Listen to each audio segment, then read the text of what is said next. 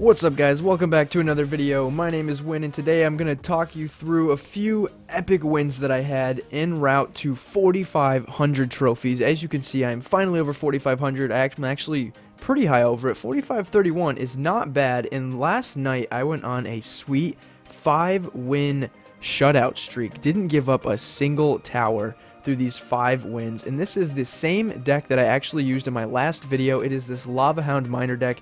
Absolutely crazy powerful. So I just want to walk you guys through each of these 5 wins. I kind of went on a little bit of a loss streak there. I had 3 losses as I was trying to play ladder, and I almost tilted, came back, and now I am above 4,500. So let's jump into this first one and waste no more time. So this guy is gonna rock the giant and mega minion, just kind of a classic giant push deck.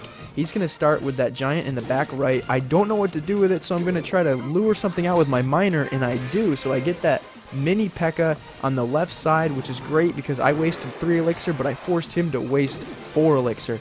So he's going to come with the miner and try to be tricky, but I'm going to split my skeleton army, and it's going to take out the mini P.E.K.K.A. and get a decent amount of damage on that giant. So he's obviously going to counter it with that bomber, but it's not going to do much. So my Inferno Dragon is going to go on a tear here. It's going to rip through that giant. It's going to turn around and kill that bomber, and it's going to sneak up the back here to back this Lava Hound up.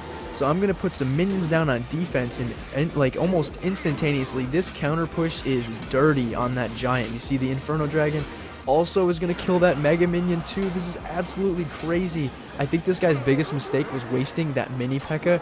on my miner. Definitely not a good decision, and it forced him to split his pushes because he tried to go miner to guard that mini P.E.K.K.A. and then he left his giant vulnerable, and it was just all kinds of crazy stuff. And you saw that was the easiest 3-crown victory I think I've ever had. That one Inferno Dragon just moved up the field. It took out the giant, then the bomber, then the mega minion, then the arena tower, and then the king tower. Literally one card can be so deadly. I don't think there's another card in this game that could be more deadly if left unchecked. So that was the first of 5. That's the first shutout.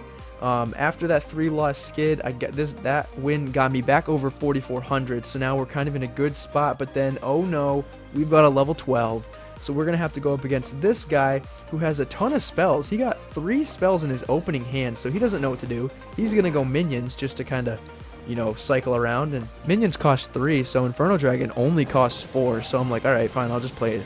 I'll play an aerial card too. Music from the Shed Boys, and I'm gonna go Tombstone, but then I'm like, alright, I can do a little crazy little push here because he wasted an Inferno Tower. So I'm like, the Inferno Tower is not a big deal, so it starts to lock onto my Inferno Dragon, and boom, hit it with the zap, reset it, gives my Inferno Dragon just enough time to take that tower out. That was one of the greatest zaps of all time, let's be honest. Reset the Inferno Tower so my Inferno Dragon can take out an entire arena tower basically with just a zap to back it up. Is crazy.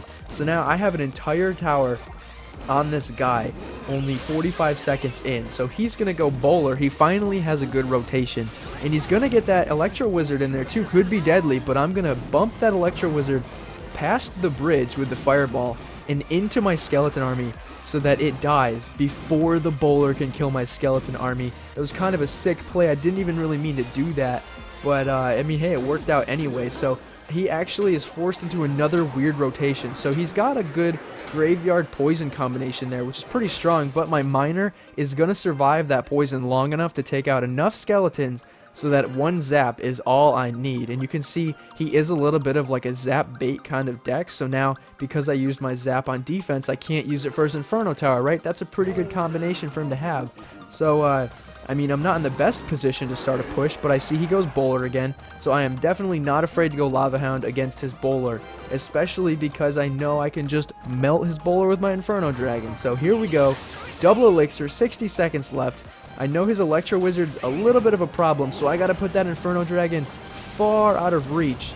And the Fireball is going to come in to try to take out that Electro Wizard again, because I know my Lava Pups can take it out, but how about that? We snuck in some minions into that Fireball too, so I actually took out way more than I thought, and I forced him to actually use his Tornado. I haven't even seen that Tornado this whole deck, so I throw up that angry face because I know that that could have been really deadly if he didn't have that one particular spell. But Now he's coming back at me again with a Bollard Graveyard combo, and the poison trying to take out my Tombstone. That's not really going to work.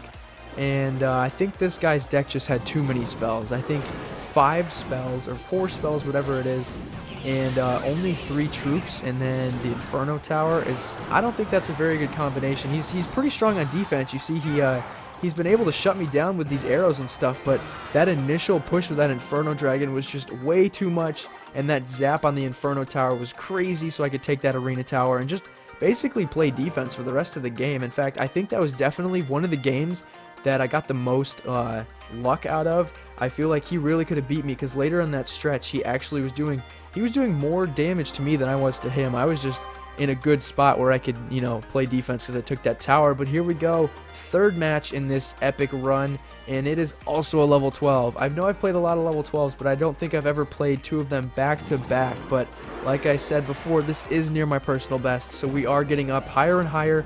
And I think one thing that is a little special about this new personal best at 4,500 for me is I am running cards that are much lower leveled than everyone else. I do not have a single level 9 rare in my entire Clash Royale account.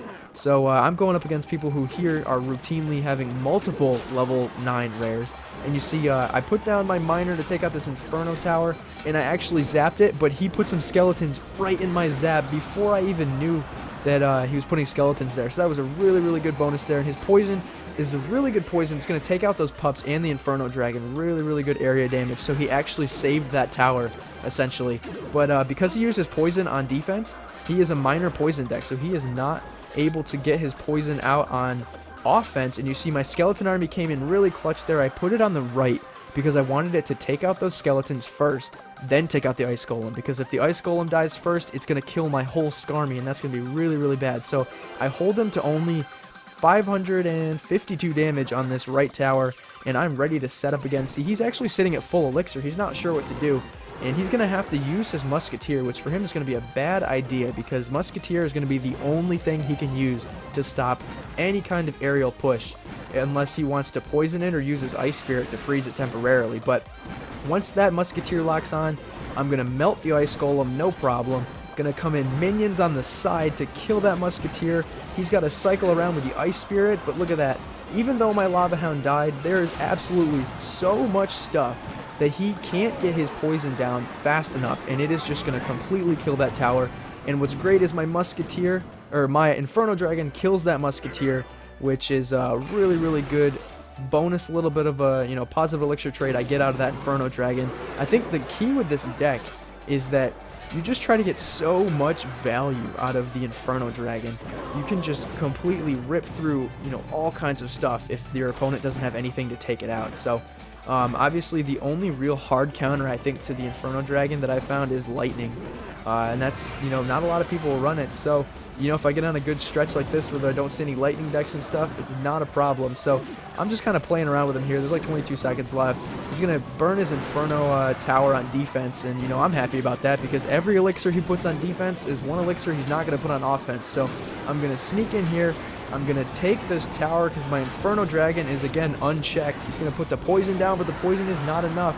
So we get a second Inferno Dragon in. We got 3 seconds. We got double high DPS. We have an entire skeleton army coming in on the right side, but time runs out against this level 12, and we get him down to half health on that King Tower. 2 more seconds, King Tower would have been gone. But another good shutout, 2-0. We got 2-0, we had a 1-0, we got 3-0s. And for the final 2 matches, so that pushed us up to 4471. So at that point, that was also a new personal best, but we're not done yet because I am still trying to push to 4500. So now we're going up against another giant deck. This guy has a little bit more supporting kind of cards. So he's got that Ice Wizard, he's got the minions. Those are going to be kind of tough to deal with, considering I am a pretty air-heavy deck.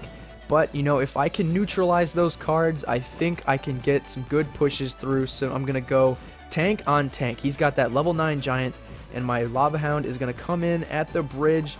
I'm going to, see, he puts down Ice Wizard, so I'm safe to put down my Inferno Dragon.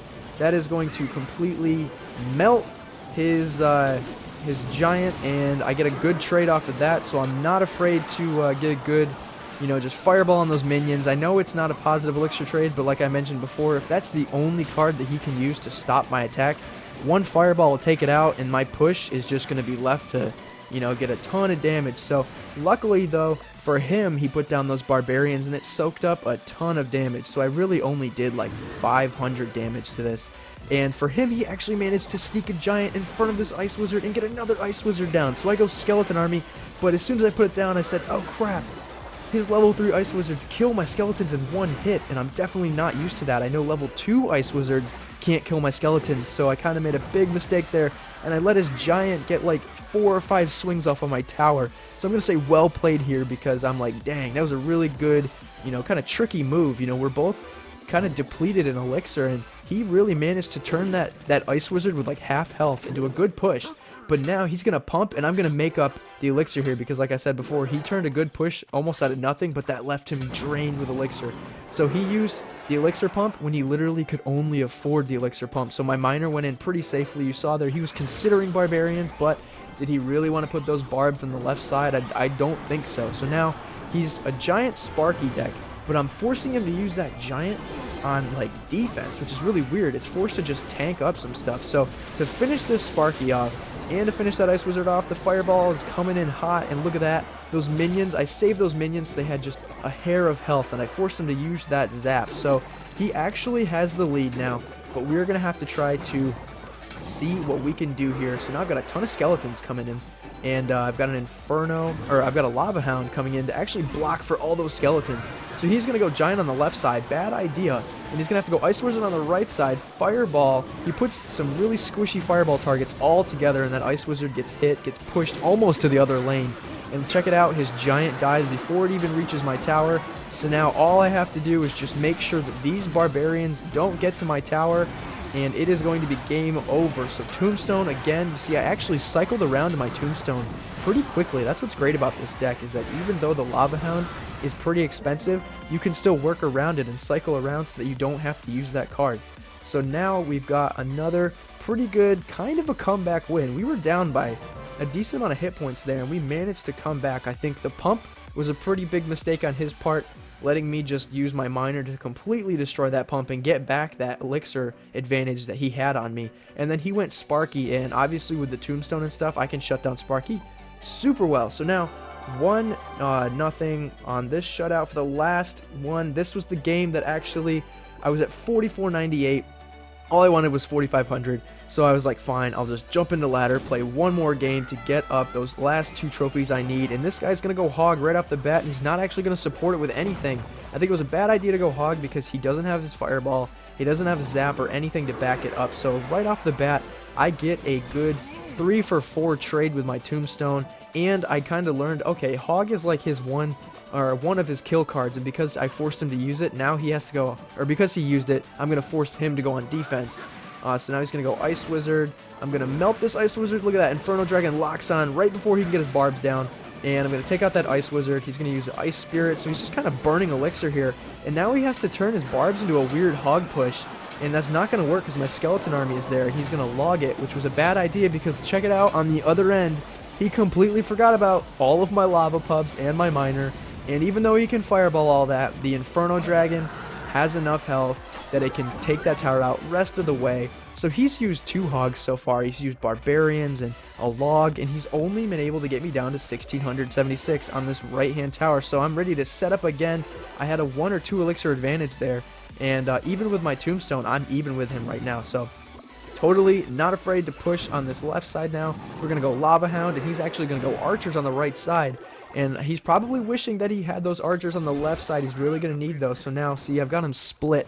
He's got troops on the right, troops on the left. It's not a really good coherent push, but I know Archers can be deadly, so I miner those, and I actually take away his Ice Spirit with that miner, which was kind of an unintended benefit of using that miner. But I know that if you send in a hog without backing it up, it can be taken out really easily. So because I actually killed that Ice Spirit, it kind of left his hog defenseless, you know. That Ice Spirit usually can come in and do a decent amount of damage, take out the skeletons for my Tombstone or something. But check it out, a little bit of damage on this left side, but that Inferno Dragon is on the King Tower right now, and it's going to get it down to 1225. So now he's actually got to push on the left side because he's got an Ice Wizard, and he's running out of time. So he puts the barbs down and the hog down. Perfect fireball target. Did you see how much value I got out of that one fireball. So now I've got minions and skeletons on the field, and I have the same amount of elixir as him. So I'm not going to use my lava hound because there's 30 seconds left, and both of his towers are super low. So you see, he's kind of freaking out now. He's trying to play defense with these barbs and stuff, and now he's trying to push on the left and the right, and I've just got him all kinds of confused now. So all I gotta do is shut down his hogs. So the Skarmy at the bridge, I think this is a pretty good play because I know he's been putting down a lot of cards really quickly. So Clash Royale forces you to be patient. If you've ever noticed, if you put down a card, then another card, it won't replenish your spots very quickly. So I put that skeleton army down at the bridge, forced his hog to run through that gauntlet of skeletons, just banging on him, and he took it out almost completely, and he couldn't replenish his cards fast enough. He couldn't cycle because he didn't have that log already.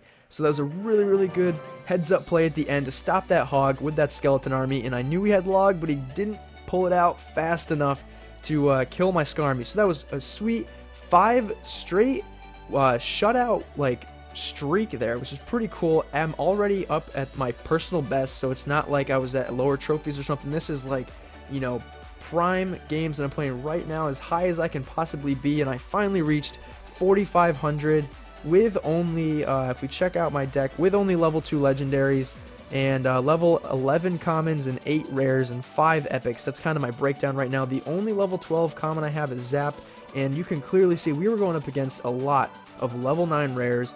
These are guys who have all level 12 commons. That guy only had a level 8 fireball, but then you see down here like level 9 giant, level 3 legendaries, 12 commons across the board. That guy had a level 13 ice spirit. That's a lot of ice spirits. And of course level 9 rares and level 6 poison too. So these are people who are really, really out leveling me, but I'm just excited to be able to reach this kind of level of trophies with the kind of level of cards I have. So once I do get level 9 rares and level 6 epics, who knows how high we can go. But anyway, guys, this is that Lava Hound miner deck. Check out my last video that I did a kind of whole strategy guide for this deck.